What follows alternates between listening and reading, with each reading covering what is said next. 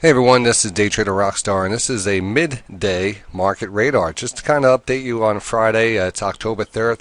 I'm working on the watch list, going to be released later. I'm also trading with the members of Day Trading Radio, and we had a beautiful pop today. So I want to go over some setups that are happening right now, and actually just kind of update the market radar, because going into these last 2 days, we looked for this move. I mean, this has been a really, if we look back at it, the only really concern was, and we're going to go back out on the SPX here.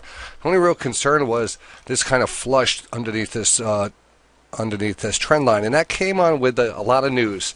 So, and again, I discuss this every single day on the show and stuff. You come down to an important level. We had this rising trend line. It hit an okay 1, 2, 3 pattern here, and we were looking at this level right along this trend line in this zone. And what happened was the last few days we had all that Ebola news. We had some other news coming out. We had the protests in Hong Kong, and the market, the volatility spiked up, and we did get some selling. And the selling trumped us down, or actually pushed us through here. But like I said, it kind of took us through technical levels. And the first rule of technical analysis is, it works until it doesn't work. And the usually reason it doesn't work is it's usually just something outside the markets, or something influence the market prices other than technicals. And you see that over and over again. Eventually you become, you understand that you will have to deal with that on occasion. And when you do, how do you react to it? How does the market tend to react to it? And this is what we see a lot of times, the flush and the push back into the pattern, because everything is usually blown out of proportion. But, what it really does come down to is analyzing the best entries in the market, and that is really shown here, because we do have a technique called the daily 60 dual stochastic setup on the daily chart, which is a pure HPS type of zone, because first of all, the daily doesn't rotate back down that much. So when it does rotate back down, you're getting close to being oversold in a very bullish market. It's not going to stay down there too long. And then you use your 60-minute time frame to kind of time that move. And you can see that the 60-minute, as we came down, this is the point where we're actually, the daily and the 60 were finally lined up with right here. So this area became very important. You can see we kind of flushed through it and came back.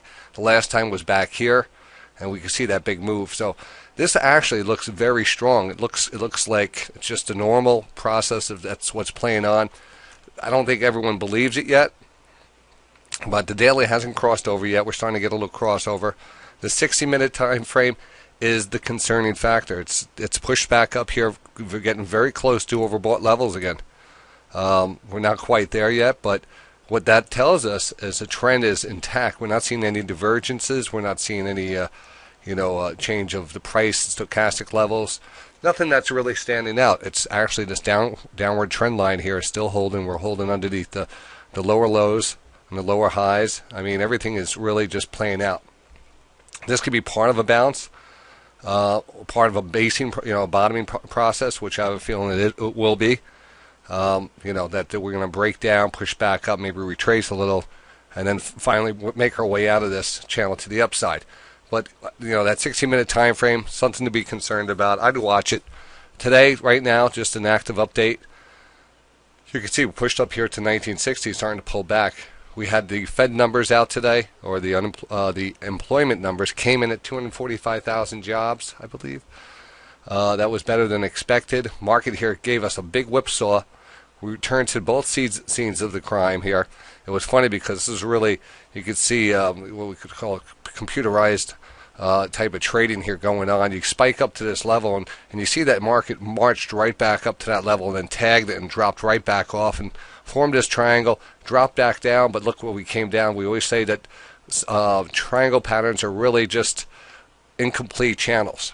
So lots of times you'll see a breakout of this channel to the downside just to move to the upside. I talked about it last week. I talked about it again today. Here's another great example of it. So it's still very volatile. It's going to be, still has news out there. It's a Friday. But I think the market here is in better shape, going into next week than we've been in a while.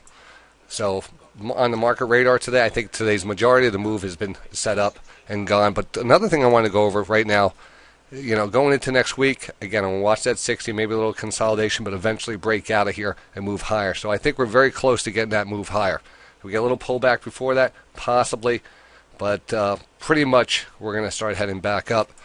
And that's just, if there's no continued bad news, zombie outbreaks of Ebola or something that's going on, it really stirs up the market again. But there is some great setups. The market has been setting up, the HPS setups. CBS here, beautiful candle, follow through today. We're already in positive territory on that again. Tractor Supply Company, TSCO. Starting to break out. What's really strong about this right here is that flatline stochastic above 50. And we just kind of popping out of here. But this usually has another lift in it. This should bring us a little bit higher. It just looks, this one's also been holding up as the market's been selling off. You can see there's kind of this sideways action on here. So it's showing relative strength versus the overall markets, which I like too. And then there's other ones here. Mattel has been just ripping, starting to come off of that daily low. And we're looking at the Cabela's, the CBS, went over that. Time Warner. And I think that's about it. That's just the update I want to get out to you, because I do think we have some upside coming, but it could get a little rocky here, because I do think most of the move has been made today. Here's your 5-minute S&P cash. One last thing we'll take a look at. You can see we're kind of extended here on the 5-minute, maybe rolling over, maybe stay embedded, maybe we flag out here.